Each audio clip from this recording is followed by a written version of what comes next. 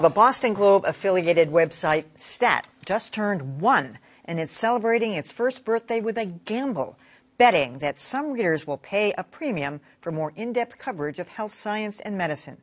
Adam has more.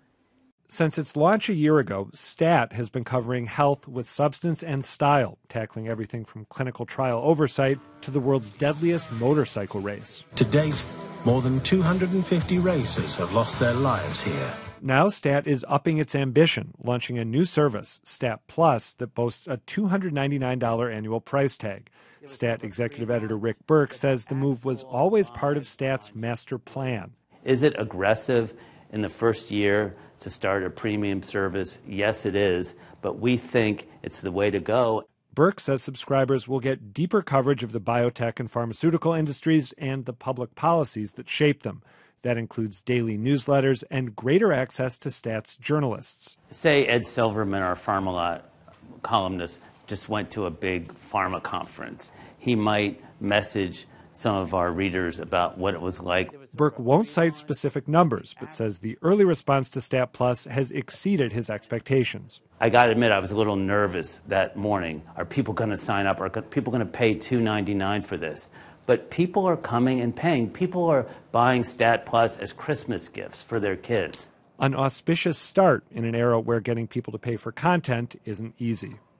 Well, I'm always rooting for these things. It seems hard to believe that somebody's going to pay $2.99 for something that I think you could Google. You're not going to get the quality of that. But Callie, as somebody who worked for a long time with one of the premier medical people in the country, in the world, really, Dr. Tim Johnson, I mean, you know that there's an appetite for this kind of stuff. And do they think they're going to get something that's richer and deeper by purchasing this? Well, I think what they have, though, they've carved out a niche on the business end of medicine. That's a little bit different from where I was and talking about medicine in general, how it interacts with the consumers. Now, they say that they do that as well, but their leading edge is really about looking at it through a business lens. And there is, as we know, through the Wall Street Journal and other sites like this, an opportunity there. Politico uses the same kind of model for politics, and they use a business end of it, and it attracts people who wish to pay for something extra. That means you're going to really have to give them something extra because these people are exacting and precise about what they're looking for.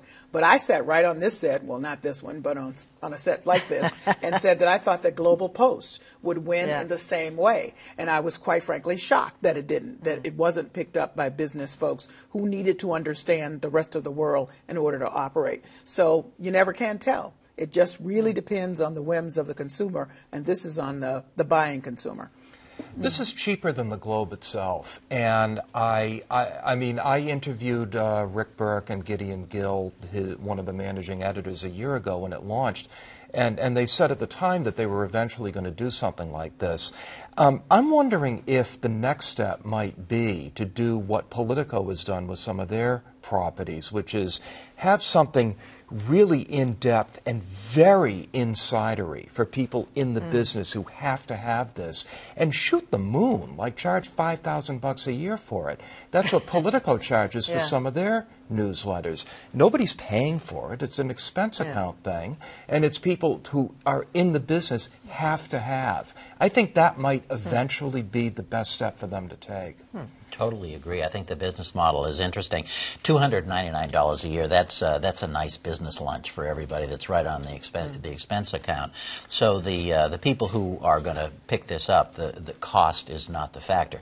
What is going to cause them to do this, assuming that they do have exclusive content that matters, is everyone who subscribes is going to do it because they're afraid their competitor is going to get that information. And it's really all about making sure that I've got the information that my competitor, at least equal to it. That's how Michael Bloomberg made billions of dollars, and I think they're really onto something. I wish them well. I hope so too. Absolutely. First, I want to say now I finally know what to get my kids for Hanukkah. I love it. No, I actually think Stat is an excellent product. I mean, from a media standpoint, it was an experiment, really. And can you build a publication that's got really, firm guardrails and a niche audience from scratch? And they did. I think they did an excellent job, and they did it by spending a lot of money. I mean, they have a really high-powered and excellent staff.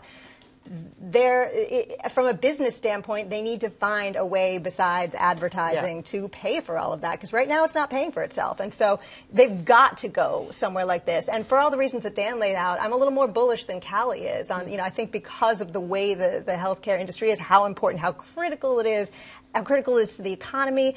I think there's an interest there that is more directed than a sort of general need for foreign news.